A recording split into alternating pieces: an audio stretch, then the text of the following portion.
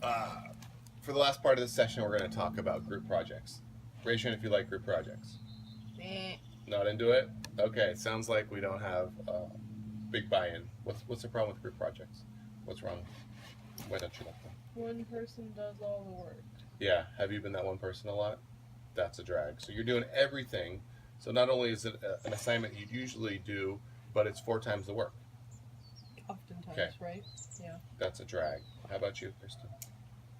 For me, I try to like organize things because that's what I'm good at, and but if people are willing to listen to that, then it's fine. But there's always kids in the group who don't want to do anything, so they don't want to task or don't want to help at all, so yeah, they just ignore. Mm-hmm.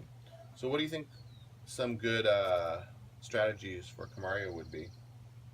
Kamaria, what do you think for when you're doing all the work? When she feels like she's doing Yeah, all when the you work. feel like you're doing all the work, what would be something you could do to make sure that others are contributing or the work you're doing is being valued? Just do all my part and then leave them to do their parts. Just do your part, let them do their part.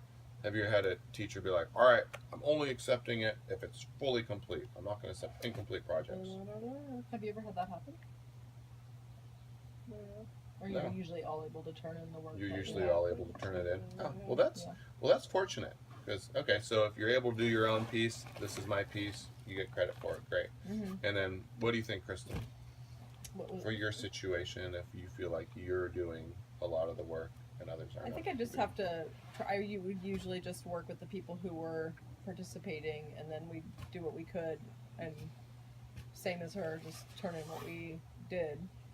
I've definitely done in the past where those people and I have tried to do all the work and make up for what those other people were not doing, but that gets old for sure. Sure. So definitely work with the kids who are working and those others that aren't. But sometimes it's hard when there's like pieces they might have to do and they're not doing it, and you like can't move on. You can't move on because they didn't do their part and you need it. So how could we get the teacher in this situation to help us?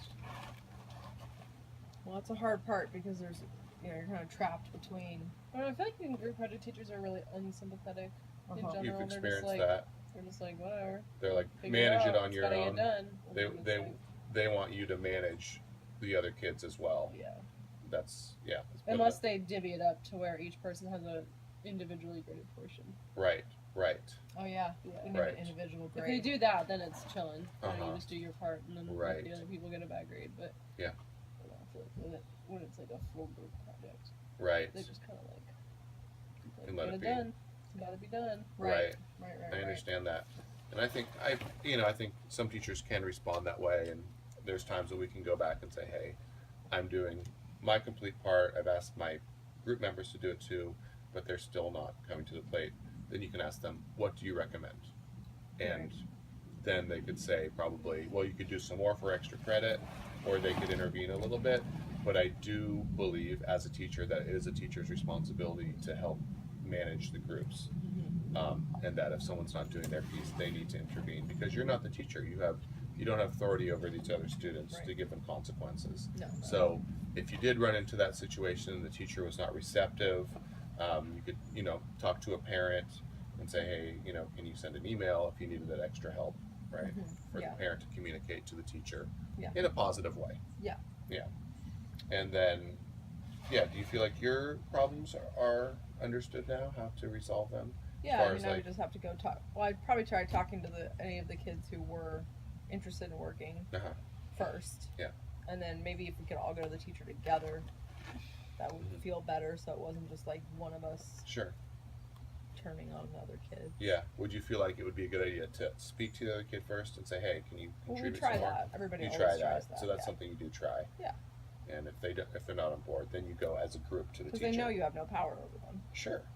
And I think that makes a lot of sense to go as a whole group, because then the teacher says, wow, there's all these people who are sharing, 3 out of the 5 who have the same experience, and they're definitely going to trust what's happening. Okay, great.